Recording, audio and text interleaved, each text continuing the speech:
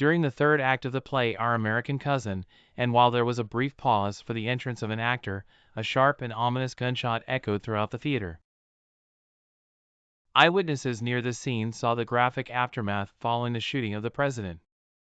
The shot drew attention, but no suspicion was aroused until a man leaped to the front balcony and rushed to the front of the president's box, brandishing a long dagger in his right hand. The publishers of the pamphlet The Terrible Tragedy in Washington, The Assassination of President Lincoln, by Barclay and Company, described the scene. The president told his wife, upon being shot, that he was dying and bid her farewell.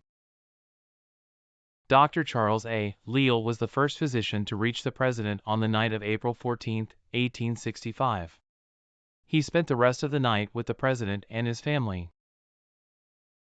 At the theater, Dr. Leale proceeded to remove a blood clot from the head wound, which helped facilitate the president's breathing before he was transported to the hospital. However, his condition continued to deteriorate, and hope began to fade as he was moved away. On the morning of Wednesday, April 15, 1865, the president's condition rapidly worsened after a bullet penetrated his brain. As described by Barclay, the bullet was 3 inches away from where it had entered the skull. He remained unconscious and in a hopeless state.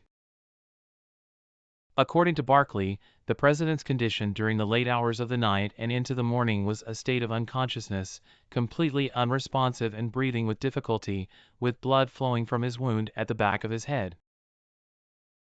The Lincoln family remained close, but their reaction was too sorrowful to describe. Around 11 a.m. on April 15, the president took his last breath, closing his eyes as if sleeping, with a face showing an expression of complete calm. His breathing slowly ceased after his final breath. As Barclay mentioned, there were no indications of pain. The state of shock reverberated throughout the hospital. Reverend D. Gurley of the New York Avenue Presbyterian Church delivered an emotional prayer, to which all present responded.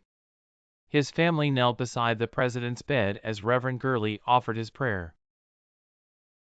Later, it was discovered that the assassin of the President of the United States was John Wilkes Booth, an actor who had attended the performance.